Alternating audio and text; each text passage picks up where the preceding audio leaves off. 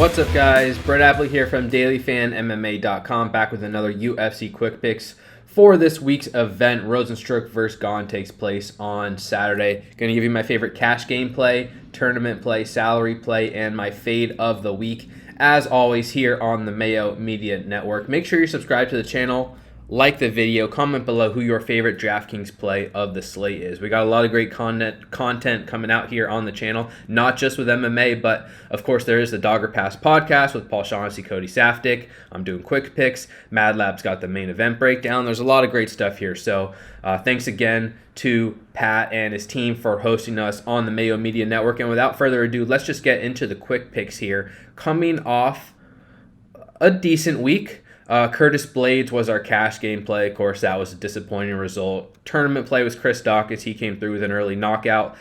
The salary play was funny. I think I talked about how I my fingers crossed that none of the picks that I gave out were going to end up chopped off the board, fight canceled, and immediately after I sent the video out, Pat Sabatini, that fight got canceled. So apologies for not having a salary play last week. Fate of the week was Ketlin Vieira, and she lost, so that came through. And this week I got 4 more plays for you, and let's start off cash game play with Magomed Ankalaev at 9.3K.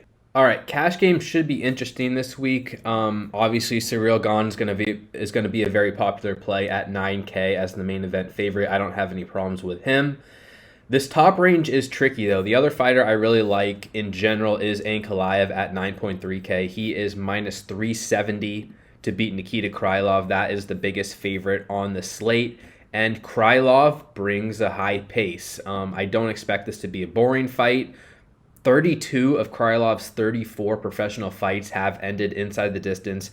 Ankalaev, I think, is one of the more talented light heavyweights in this division, and he'll need to prove himself once again, but the metrics are certainly there this week. Again, minus 370 as a favorite. He also has the best inside distance line on the entire card at minus 115. He's a capable striker. He's a capable grappler, and if you look into the numbers, it's Krylov's very offensively sound, but his defense is quite lacking.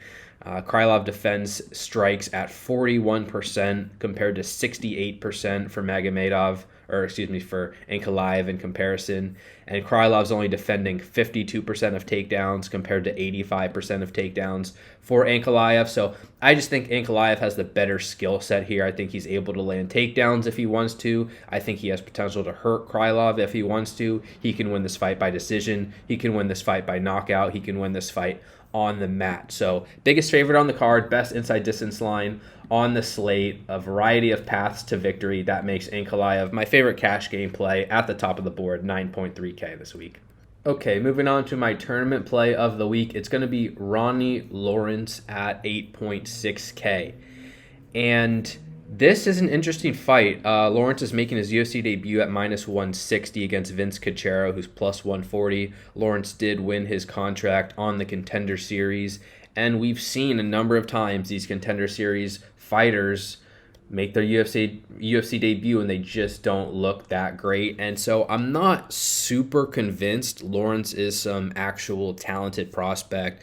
I don't think he's a fantastic striker. I don't think he's a great athlete. I don't think he's a dangerous finisher. So that's kind of why he's only minus 160 here. I don't consider this to be a lock spot by any stretch. However, I do like Lawrence's skill set, and if you know me, you know I love grappling in volume, and Lawrence attempted 17 takedowns in 15 minutes on the Contender Series, which is an incredible rate. He landed 12 of them. That shows just the willingness to grapple in itself is awesome, and that takes a lot of cardio as well. 12 takedowns. He had 10 minutes of control. Only 28 significant strikes, but we've just seen how well grapplers score with this new system. And it only takes a couple takedowns to rack up top control, to rack up non-significant strikes. And I think he's going to need to go back to the well with his wrestling against Cachero, who's more of an aggressive striker. Cachero lost his UFC debut to Jamal Emmers, which is a step up in competition. But Emmers did take him down 5 times, and I just believe Lawrence, in a win, is very likely to land takedowns, earn top control time, land non-significant strikes, significant strikes, etc. And at 8.6K, he's one of the few fighters who I think has potential to smash just based on that grappling volume alone. So, of course, this is a risk. It's a tournament play. But as always, we're searching for upside. And there is few fighters on the slate with higher upside than Lawrence with his grappling potential alone. Minus 160 to win. Not even looking for him to win inside the distance. Just hoping for takedowns, control, etc. Lawrence at 8.6K will be my tournament play of the week. All right, moving on to my salary play of the week. It's going to be Montana De La Rosa at 7.8K. And again, it comes down to her grappling potential. She is a plus 120 underdog against Mayra Bueno Silva. And I just believe that Rosa has a wrestling edge here. Silva's a pretty good submission grappler, and she's already won by armbar from her back twice in the UFC in 3 fights. And she won by submission on the Contender Series as well. So even if De La Rosa gets takedowns here, there's always that chance, especially in lower level women's MMA, that she gets on top and just gives up an armbar. And that would suck, but doesn't really matter to me. I'm willing to play Rosa because of the way that Silva fights from her back. She's not necessarily an aggressive scrambler. She tends to give up takedowns, and when she gets taken down, she's going to lay on her back and look for submissions, and that leads to a lot of control time. Marina Moroz, who's not an especially good wrestler, took her down twice. Controlled position for nearly 5 minutes, landed 176 total strikes.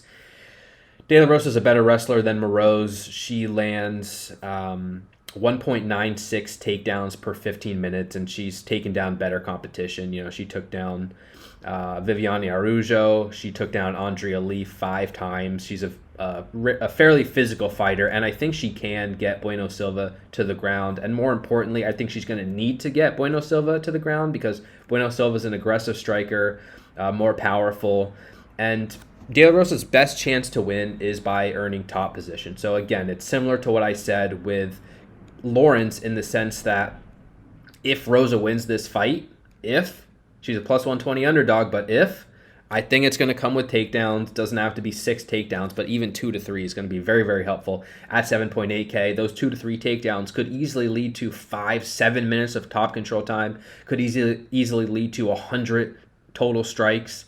So at 7.8K, I think De La Rosa has tremendous upside. One of my favorite plays below the mid-range for that reason alone. Plus 120 to win, but I'm definitely taking shots on her on DraftKings at 7.8K. Finally, my fade of the week for Rozenstruik versus Gane. It's going to be Angela Hill at 9.2K. She is the second most expensive fighter on the board here, and another big favorite, minus 370 to win against Ashley Yoder. But we've seen this scoring system absolutely kill fighters like Angela Hill, to the point where if Angela Hill goes out there and dominates Ashley Yoder on the feet, which she's somewhat expected to do, lands 120 significant strikes over 15 minutes, that's going to score you 78 points on DraftKings. That is not enough at 9.2K. In the past system, that would have scored you 90 points, just as an example. So volume striking alone doesn't get it done. And Yoder needs this fight on the mat more than likely, so I don't expect Angela Hill to mess around with the ground game too much. Of course, there's a chance that Hill just wins by knockout, but she's not a traditional knockout artist, and her inside distance line is very poor here at plus 445, so not expecting to finish there. She only lands, 0.4 takedowns per 15 minutes, so not expecting much grappling. The bottom line is we have Ankalaev at 9.3K. We have Surreal Gane at 9K, who's going to be a very popular target. And then there's a bunch of fighters in this 8K range who have some upside as well. Angela Hill, I think she's pretty likely to win. I just think she's a better striker than Ashley Yoder. She lands strikes at a very high volume, much more technical, much faster. However, at 9.2K, she's going to need a career best performance. Volume's not going to get it done. And I simply cannot rely on Angela Hill to win by knockout or to dominate on the mat. So Angela Hill, 9.2K, is going to be my fade of the week, and I don't mind taking a share or two of Ashley Yoder as the underdog there, just for some low ownership grappling upside as well. All right, guys, that's going to do it for another UFC Quick Picks. Thank you so much for the support. As always, make sure you subscribe to the channel, like the video, comment below who your favorite DraftKings play of the slate is. If you're looking for full DraftKings breakdowns, rankings, projections, betting content, and more, you can find that at dailyfanmma.com. Got everything you need there. You can follow me on Twitter, @Appley. Until next week, best of luck. Take care. Stay safe. Talk to you soon. Peace.